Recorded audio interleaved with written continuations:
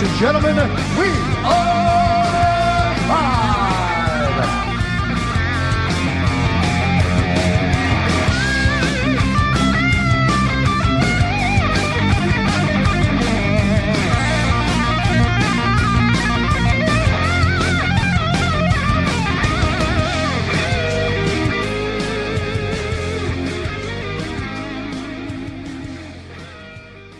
All right, hello, Night Nation. I guess that we are live on Rabble TV. For some reason, we're having issues with YouTube tonight, so that ain't happening for right now anyway.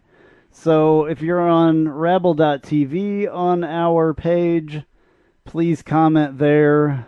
Hopefully somebody is, because I can't tell, to be honest with you. It's never good when I can't tell. So, anyway. Trace, we're here. Hopefully we're here. I don't know. So we'll find out, I guess. For some reason, YouTube is not accepting my stream tonight. So I don't know. Comment on Rabble if you're seeing us. Well, there you go. I guess. There you go. Well, I know we do have an audience tonight. I'm pleased to have in studio my nephews all the way from Denver, Colorado, Kyle and Carter. They're in attendance. Yeah, hi guys. Sorry that this is kind of weird tonight. We're about 20 minutes late, and it's not all working as it's supposed to be, but wow. These things happen. They do. They normally don't happen to us. Normally I'm really, really good about this stuff, but something happened today. Gremlins, I tell you. Yeah, I think there's a few gremlins going on. So I will try to get it coming up on YouTube as we go here, but I don't know. Yeah, so, Trace. How about that? Spring practice is underway. Finally. Aren't you glad about that? I am. I'm very glad about that. I don't know much about what's going on out there, but I've closed seen lots practices, so... Not a lot of people know a lot of I've seen lots of tweets and stuff like that, and people look like they're, the players look like they're having fun out there, so I guess that's what's important. Yeah, it seems like there's a great deal of enthusiasm, and our countdown to the spring game coming fast, April 16th, fast being the operative word, fast being one of the things that you saw on social media this week in talking about the up-tempo style in practice, as some of the players have relayed.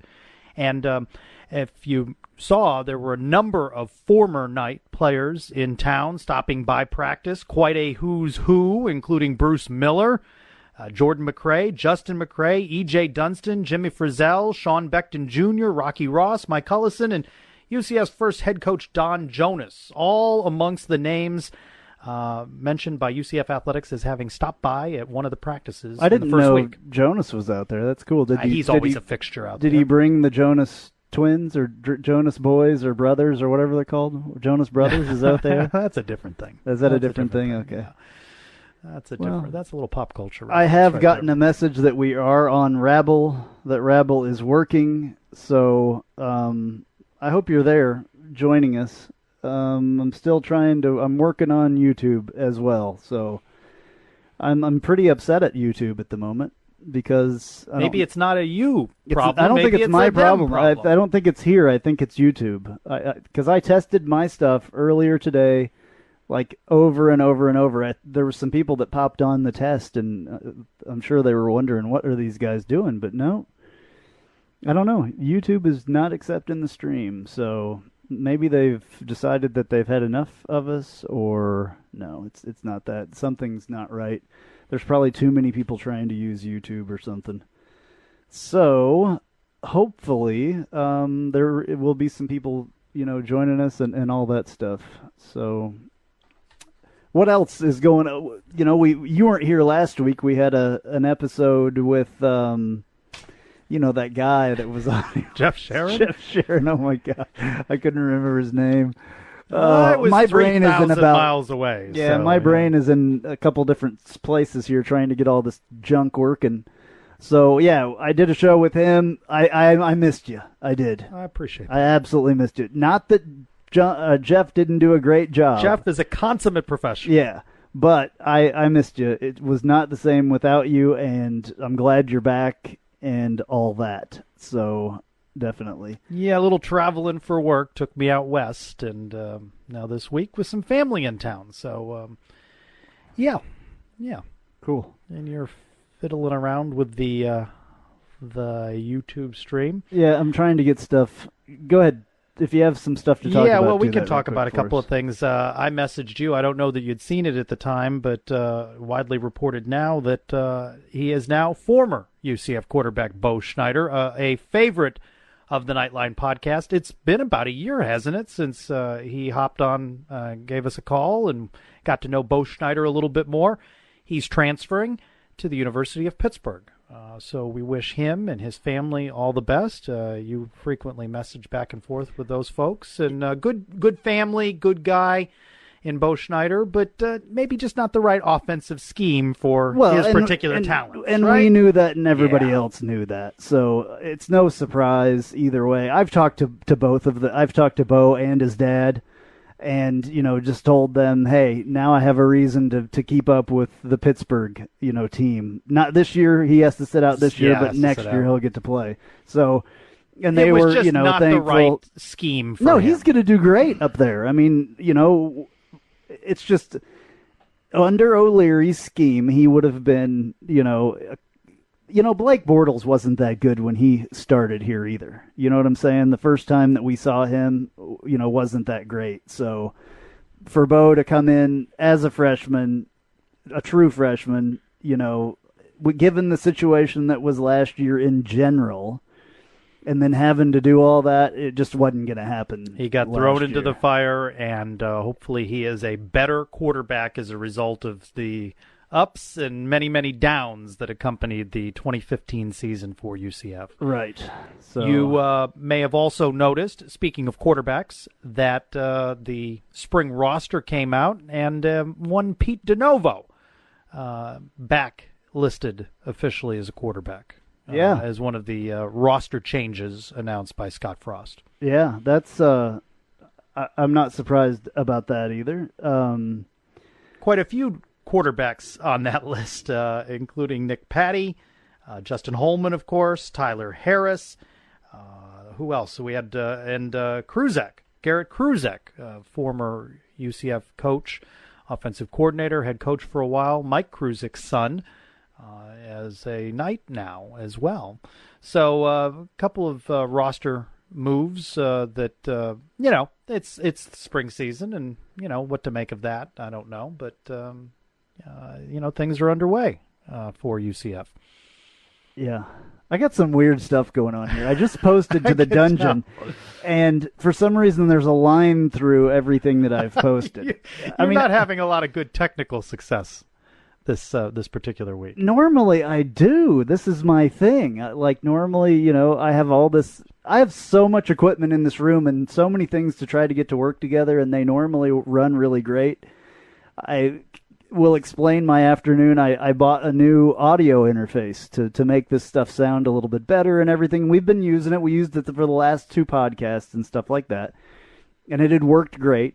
Sometimes they just don't work with, certain programs and things that I have to use. Like, I use this program called vMix, and it mixes audio and video and all that. It's how I can do the YouTube thing and change the screens on there when we're live and all that. Well, that audio interface just would not work with what I was trying to do with vMix. So I had to go back to the old one, which was ripping cables out and doing all kinds of stuff, and I tested this with YouTube, I'd say at least 10 times today. And everything worked, except when we try to actually go live. Alas, the show must go on. Yeah. Whether it's live on YouTube or not. That is just the way it goes, I guess. So we'll have to see whether we get calls or whether that will function I heard, as well. I did see a couple people telling me that they were on the Rabble thing. I can't really tell when people are on Rabble. So RabbleTV.com, not RabbleTV.com, it's Rabble.tv. Rabble.tv. So if you are on there, please, comment in the comment section there and let us know that you're there. That would help us tremendously. I know one person said that on Twitter that it was working. You can always tweet us. I will give out the phone number here in a little while so you can call us.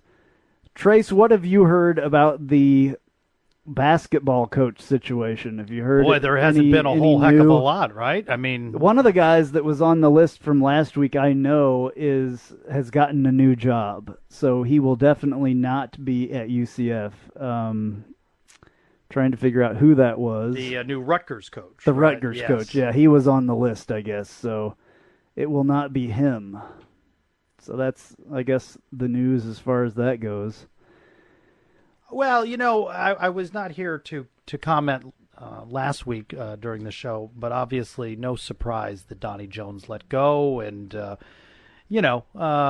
have a lot of confidence in athletic director Danny White that he's going to make a good selection. And as he proved with the football coach hire and Scott Frost, it may come out of left field. It may not be a name that anybody's talking about right now. Yeah, I don't know that that's going to be a problem. I think it's probably going to work out that way because, it's the way that Scott Frost happened was just completely out of the blue.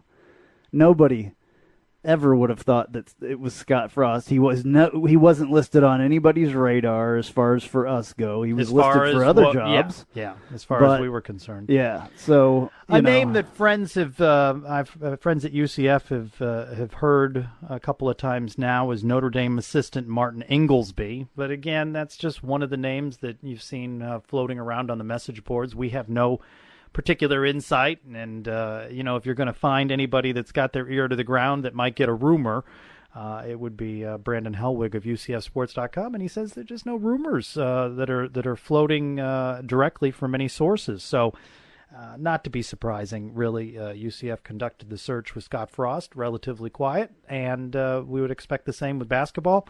And then certainly no names of any particular mention yet for the women's basketball hire. Curious to see which hire comes first. I think that's going to be after the tournaments are done. Yeah. To be honest with you. Kansas, by the way, speaking of tournament, rolling along, knocks out UConn of the American. Yep. And all your American teams are, are they gone already? Cincinnati was in a tight one. Temple was in a tight one, but they're gone. And it will be up to the American to dominate the women's tournament, as you might expect, with UConn looking primed to win the national title in the women's basketball championship. So all the American teams are gone now? Yeah, I believe all the Americans are gone. Oh, wow. Yeah, Tulsa was an early casualty. Temple's out now, Cincinnati, and then your Kansas Jayhawks dispatch of UConn. Yeah, I hated to see them do that to UConn, in a way. But in a way. Obviously not in another way. Yeah. So, yeah, it was kind of, I felt a little bit bad for them in a way, but I wanted my Jayhawks to win, so, I'm glad that they did that. And they are certainly well positioned.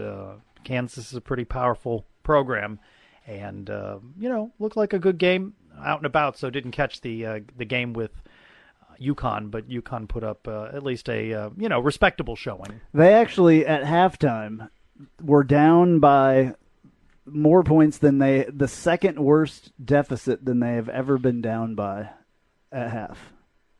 Kansas. UConn was down by that much. So I believe it was 47-24 or something like that. So it wasn't a high-scoring game. I mean, the Kansas Jayhawks, the first game, scored 100 and some points on the team they played. I think it was Austin Peay. Yeah. Which I think that was one of the coaches that we had talked about as well, was one of the guys that, people were talking about for the UCF job. So, anyway. So, the UCF Festival is coming up. April 16th. Are you looking forward to it? I'm looking forward to seeing the team. I'm looking forward to the spring game. I could care less about the rest of it, to be honest with you. You're not interested in the concert and other assorted activities? Okay. You want to tailgate.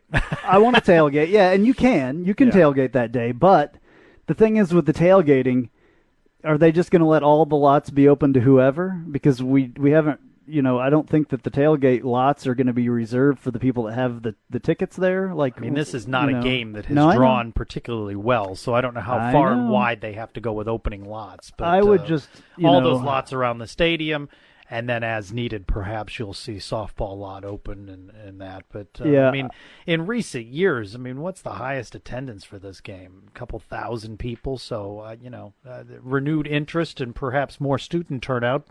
A lot of people will want to partake of tailgating that day. But I don't think you'll have to worry about that. I think you'll get a chance to test out a new tailgate location if you want. Yeah, I would hope that those tailgating spots were available and all that stuff. I don't know. I want to tailgate in my spot that I'm normally at, and I don't want anybody else in that spot. So I guess I'm spoiled, by the regular games.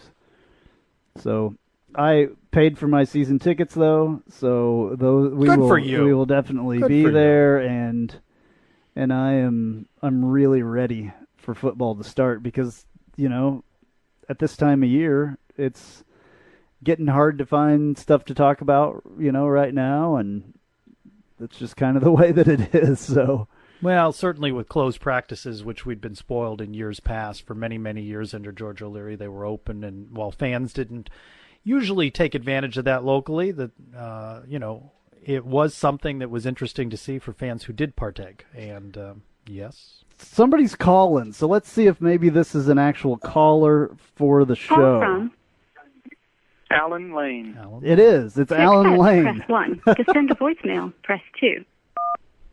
You're on the Knightline podcast live. Hi, this is Alan.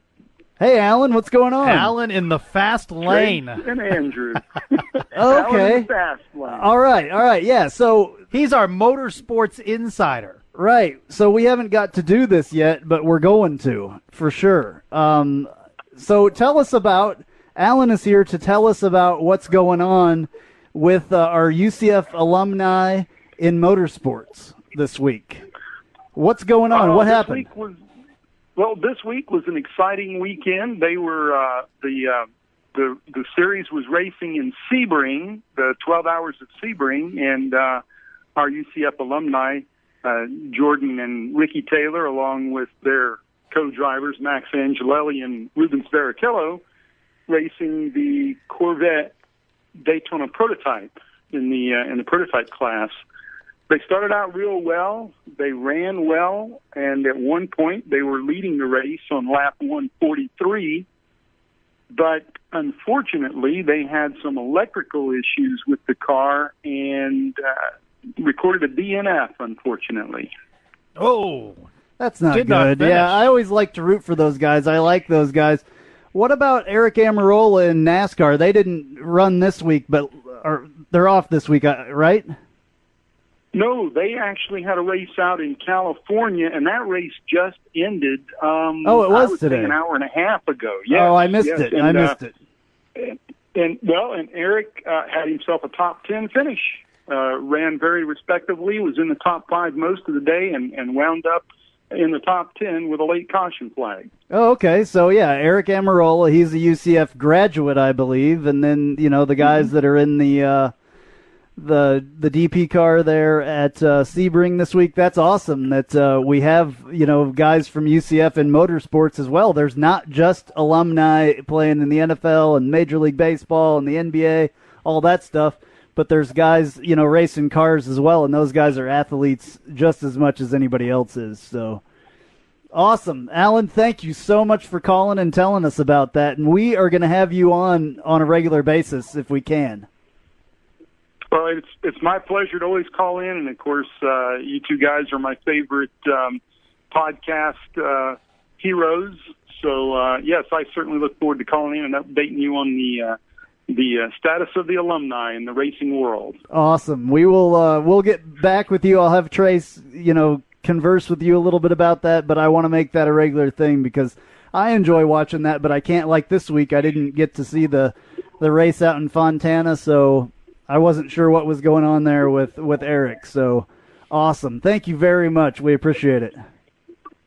All right, you're welcome. It's always good to talk with you guys. Anything else, UCF, you want to talk about while you're here with us? Well, I know the women's volleyball team had a spring scrimmage against UF Gators out at Disney World's Wide World of Sports, but I haven't seen the results of that yet, so I'm not sure how the women's volleyball team did. Yeah, we haven't either, I don't think. Yeah, we were looking for that. Nothing's posted yet on Twitter. I've refreshed a couple of times. Alan and his lovely wife, Joyce, are season ticket holders to UCF volleyball and frequent attendees, so they keep up on the volley nights. Awesome. Yeah, they should have Well, we try to. Yeah, good. I'm glad. They should have a good season, and us out there supporting any, UCF athletes are important. So, well, thank you very much for calling. I really appreciate it. All right, Andrew, no problem. We'll talk to y'all later. Okay, thanks. All right, goodbye. It's Alan Lane. Doesn't he have the best name for a motorsports update? Alan in the fast lane. That's what we'll have to do. Yeah, we'll have to get that going. So anybody else who wants to call, I'm just going to open it now for phone calls. If anybody's even listening, I don't know. On Rabble TV. Yeah, Rabble TV did us a great deal today. I went to their webpage a little while ago just to make sure everything was up and going there and how it was supposed to be, that I had created my broadcast for tonight, and we were front and center on their webpage. A huge night head there, our night, head there, and Knightline podcast. It was awesome, and I thank Dan at Rabble for hooking us up with that. I'm sure, and just really taking care of us. Obviously, I think Rabble is going to be a thing that we're gonna do a lot more, because YouTube obviously is having an issue tonight. I believe. I'll have to get with some of my other YouTube people and see if they are having issues or not as far as live stuff goes. Sometimes it happens. YouTube is a big thing, and all that. But Rabble will allow us to do a show via cell phone, plugging a mixer into the cell phone, in the parking lot, from the stadium, wherever we want to do that, because I can broadcast from my phone doing Rabble. Have you tested that yet? I have not tested it yet, but I've heard that it's the way to do it, and it's going to be awesome. So is that sort of Periscope-like? Is that what you mean by that?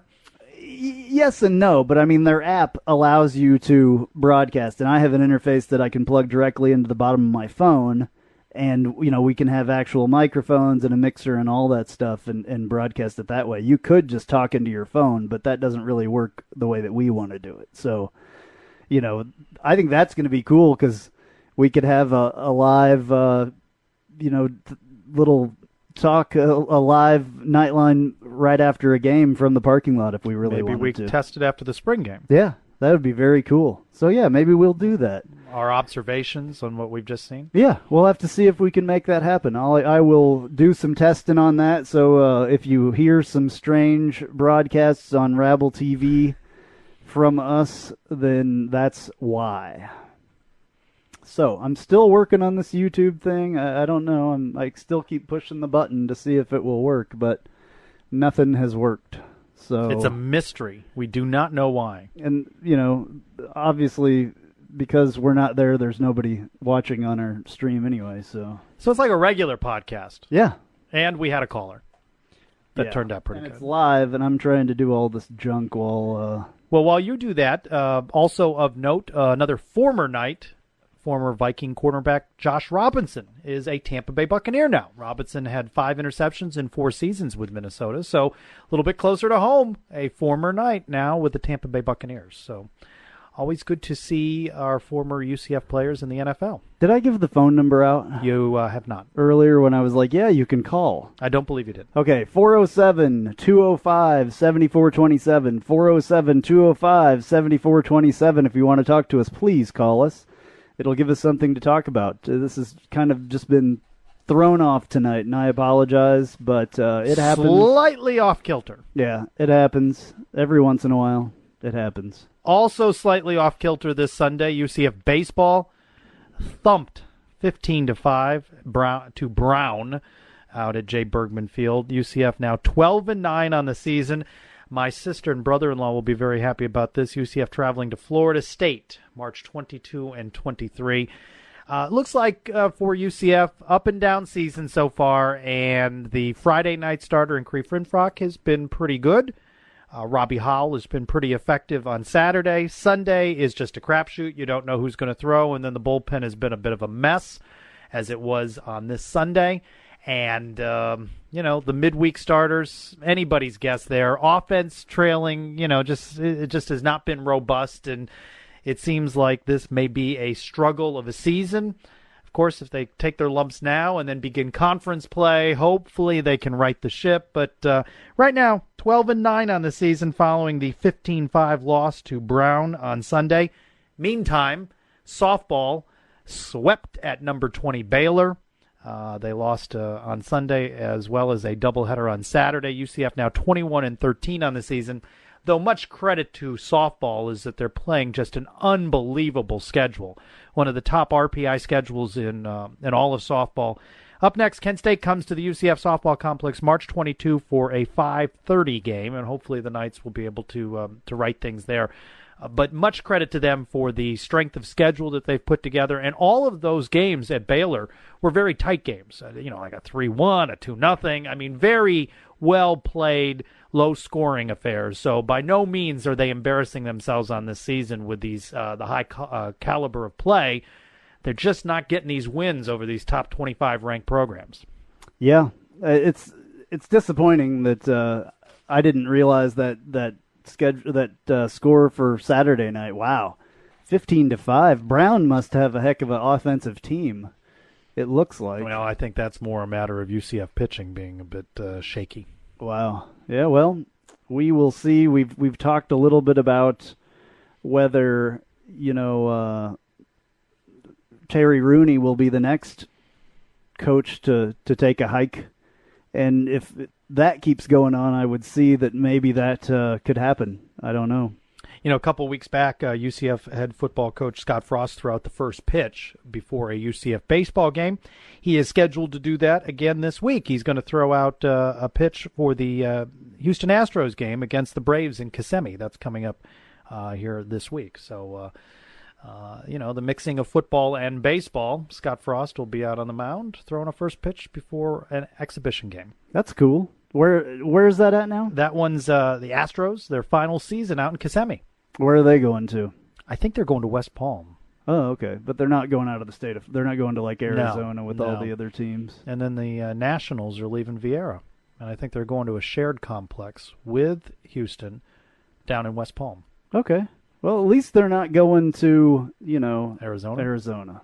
So at least they're sticking here. Did you live here when the Royals played here? I didn't, no. And I wish that I did because the world champion Royals are my team, and I would have loved to been able to. They've been in Surprise, Arizona for a number of years now. They used to train out at Boardwalk in Baseball. Was that the one that was in Lakeland?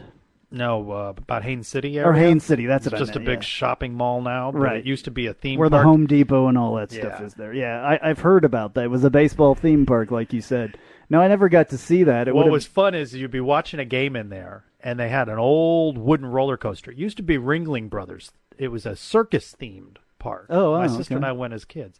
And then they converted it over to the baseball theme park, so you'd be sitting in the stands, and you'd hear people on the wooden roller coaster screaming, ah, and then it dipped out. So that's interesting. Yeah. Right on.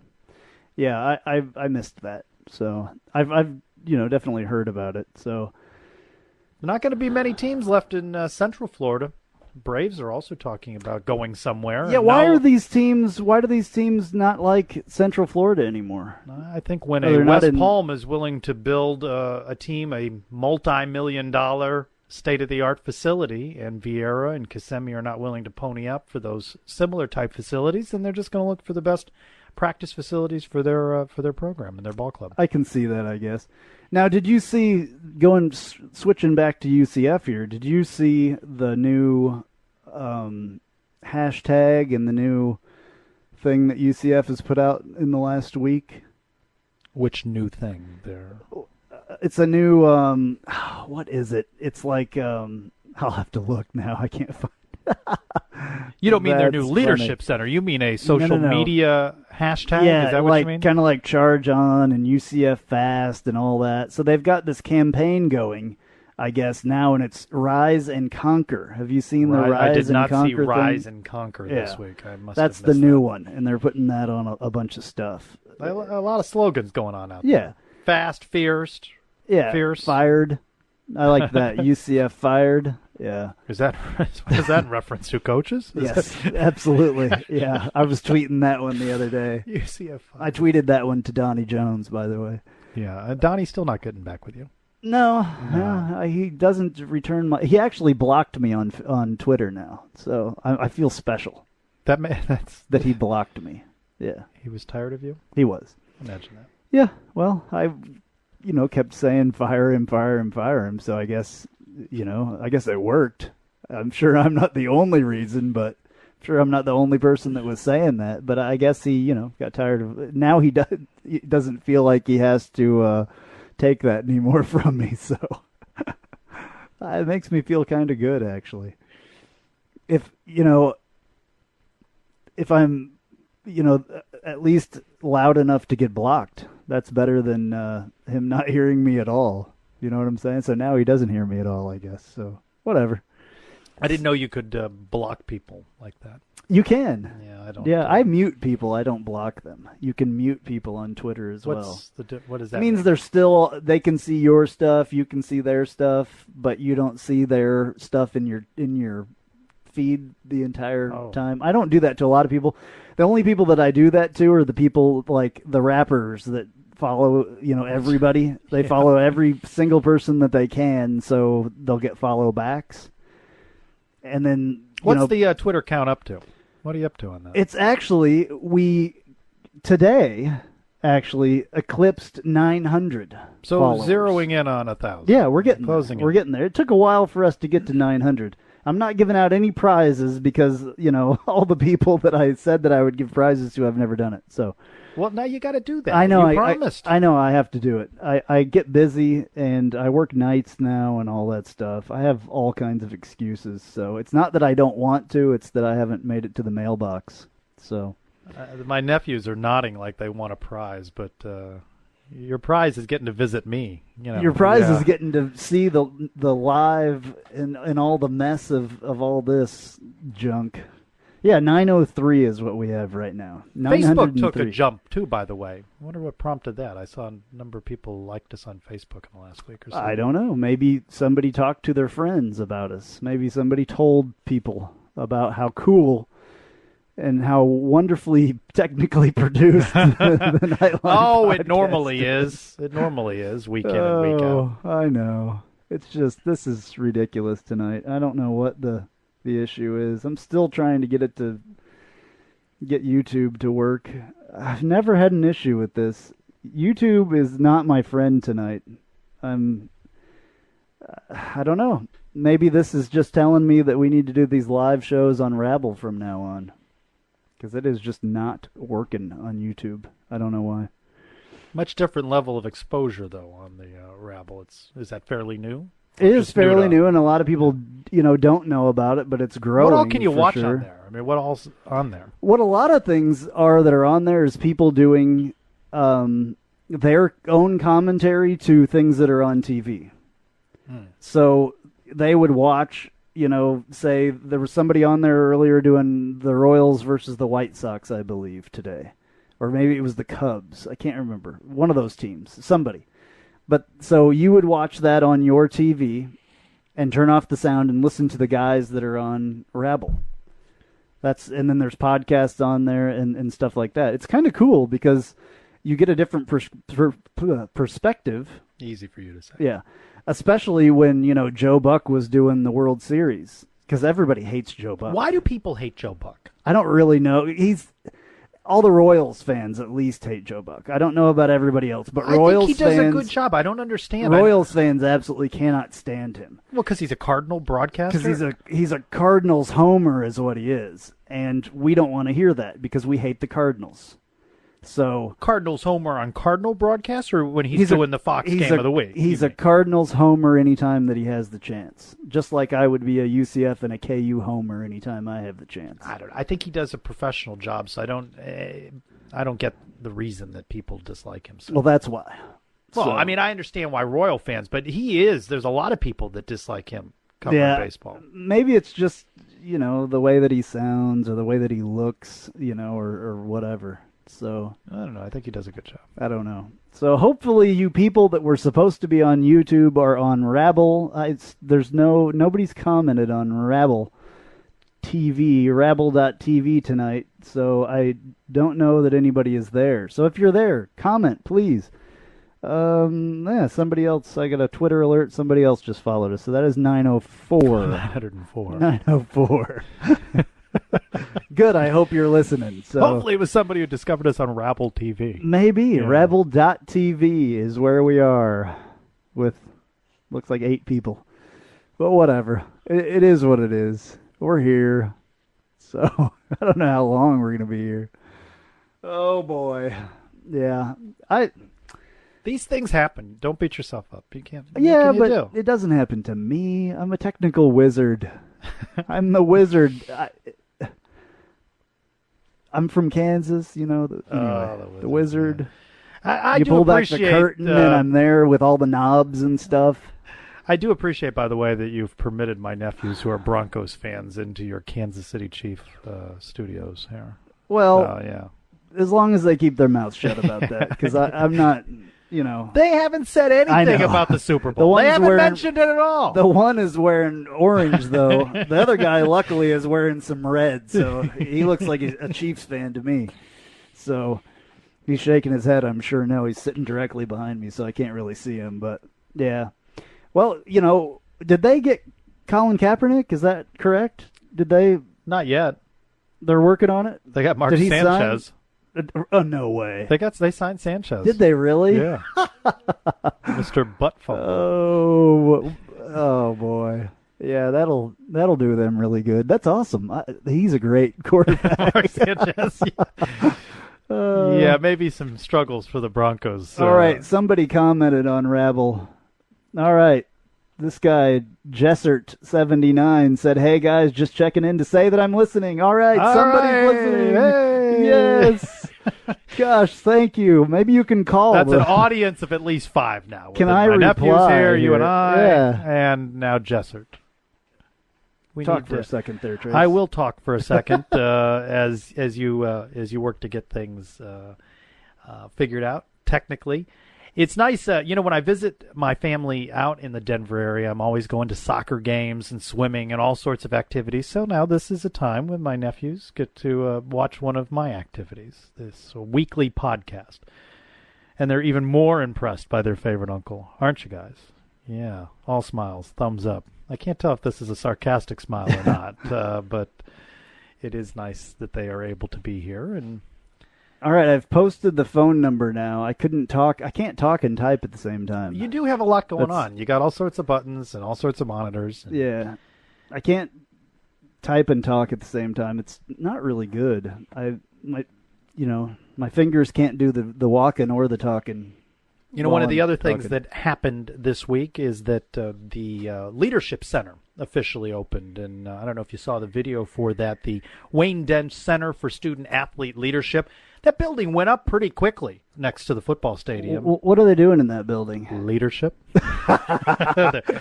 There's learning. There's every learning time going on. I ask you bring something up like that, and then I go, "Oh what yeah, are they Trace, doing there? What are they doing there?" And he's like, my favorite was the. Well, how do you qualify for this prestigious scholarship or recognition? I'm like, I don't know. Oh boy. No, but this is good that they have this, and that building went up fairly quickly, and it's it's a nice addition next to Bright House Network Stadium, the new Wayne Dench Center for Student Athlete Leadership. All right. One of my favorite names on Twitter now has said that he's tuned in and listening on Rabble.tv. Who's that? Is UCF in the Power 5 yet? Is listening. Is that the name? That's his name? Twitter name, yeah. No. So the answer to that is no. Not as not of yet. Quite. But I used to hang on every one of these rumored stories about who was being added to Big 12 expansion, and even I have grown tired of it because there are only so many actual sources for these things, and there certainly are a lot of people who think they have those sources, who rumor 2 different names or 4 different names every other week, and there's a column out there, and it's exhausting. It is. It is, and like I've said, unfortunately, it's probably going to be a little while, before that happens. And with the basketball situation, I think that's when I said it the last time. With the basketball situation, I don't think that we are ready for that, to be honest with you. And, if you're going to have such a horrible basketball team and go in and have to play Kansas, Oklahoma, Texas, oh my goodness, Iowa we'd get State, killed in that league right now. It'd basketball. be a disaster. So, somebody's calling. Who? Call from Night Bengal. Oh, Watch. Night Bengal. Press It's all 1. To send a good. voicemail, press 2. Night Bengal, what's going on? How you guys doing? Good. Thank you very much for calling, because we were kind of trying to talk about something, but we were running out of stuff. Well, it's funny because I just went to click the phone number to call you, and now you're talking about expansion and how much you hate it. I'm like, geez, what am I going to talk about? Well, no, talk about it. That's all good. It's all good. No, I'm just joking around. No, my main point on that this was evening. my main point on that was just it can get exhausting, the various rumors out there and different columns that are written. You get your hopes up, and then it's a different column, and it's mentioning Cincinnati or it's mentioning UConn or Houston. That's all. That's all I meant by that. I follow it as closely as anyone. And you know what? I totally agree. I think it's pretty exhausting for all of us for a few reasons. One of it is it's been a subject that's been talked about for 2 years. And, most people's attention spans, mine included, is a lot shorter than that. And when you're talking about something as important as getting into one of these conferences and the future of UCF football, or in basketball and all the other programs that are associated with it, it's a pretty big deal. We went through this, waiting to get into the Big East. And I've been a fan long enough to remember when we got passed over for South Florida, and then waiting for, waiting to get in the Big East, and then finally getting into the Big East, and it turning into the AAC. So, we're definitely in a better position than what we were. Our program's miles different than it was even when USF joined, but it's one of those things where, we all are pretty passionate about the program. And when there's angst about that, and we know there's only a few slots left, I think we all hang on every word. And when it doesn't happen, it's kind of like building up, and then having the rug pulled out from under you. So I think it's a combination of things. So I can totally see where you're coming from on that. Well, am I wrong, though, by saying that our basketball has no business being in a league like that, with basketball particularly? Well, I think you have a better line of sight to that than most, given your history. But that being said, yeah, our basketball program hasn't even caught up to the AAC yet. I think personally, I think the strategy was build football to the point where we can get into the Big East, and then once we get in the Big East, being in the Big East will take care to help elevate our program. Then the Big East kind of fell apart, and then we're back with our CUSA folks. The difference is now is those same CUSA folks have elevated their levels, or a lot of them have, and we've got Cincinnati, who's a perennial power, and UConn, who's been doing this for, 20, 30 years since the Big East inception. So we got a lot of catching up to do, and we've talked about this in the past. We jumped conferences a lot more quickly and more often than most. I think we're averaging, when you're talking about moving up from Division II and then going into, independent status and the MAC and CUSA and now this, we're jumping every 6 to 8 years, and there's a reason why those conferences are considered better conferences, because the competition's better. So just as we get to the point where we've built our programs up to where we're competing on a high level, then we get picked up for the next one, which is a good thing. But at the same time, it's very difficult to sustain a high level, especially when you're increasing every time. When you look at, the smaller conferences, what they're doing is those basketball programs are building up, wins within their conference. They're winning the conference title, and then they're going into the tournament. Whereas us, they have that same level of consistency, and quite frankly, those programs are a lot smaller, and a lot of them just aren't as good. So it's a lot more difficult for us to move that needle. As far as what we need for investment, I think what you're starting to see, and I think you guys mentioned it earlier, is I think you're going to start to see that investment with Danny White. I think Dr. Hitt definitely realized that, our program wasn't where it needed to be, and I think he's going to do what we need to do, like the chartered flights we've already heard about and that type of stuff, to get us where we need to be, because we definitely need an infusion of cash. And I think you did point out something very interesting there when you said that we're not even keeping up with the teams in the American. And when you reference where we were conference-wise, there have been great jumps. I mean, I remember back to the A Sundays, and that was, 28th, 30th out of 32 conferences, and now to be the 7th or 8th strongest conference. And we're not keeping up with Houston, SMU, who were with us in Conference USA, in terms of coaching salaries, in terms of practice facilities, even the charter flights. So those are areas that UCF is most needing of improvement immediately. Curious from you, the articles that have been out that saying that the Big 12 may look to 4 teams instead of just 2, which certainly gives us greater possibility and greater hope. If it is in fact 4, who do you think the 4 are? And then again, narrowing that down, saying that if they only take 2, who's in the 2? Well, the 2 is interesting because the wild card in all of that is BYU, in my opinion. They are, quite frankly, they should be the first in. Unfortunately, they've got their own program goals that are tied to the church. And we've all talked about that ad nauseum as why that might be a problem for them. So the question is, will BYU and the Big 12 bend to make that happen? I'm not so sure that'll happen.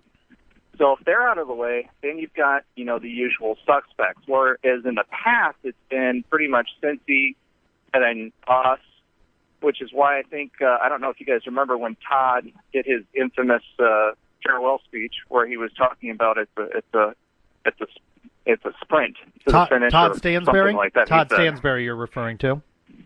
Yeah, Todd Stansberry. And when he talked about that at the time, I mean, look at the position of our program, right? We had come in and we blasted the AAC. We were the creme de la creme when it came to football.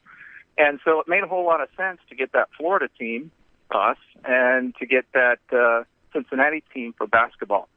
So now we're looking at a different mindset. We've got USF, the Bulls, that have gotten a lot better in football, which I think ultimately is good for us as long as we can build that rivalry. However, it creates a little bit of a problem. I think UC for sure will be one of those first 2 in. If BYU doesn't get in, then it's really a toss-up, and it really depends on how much the Big 12 really believes on making money off of a network. I think they need a Florida school.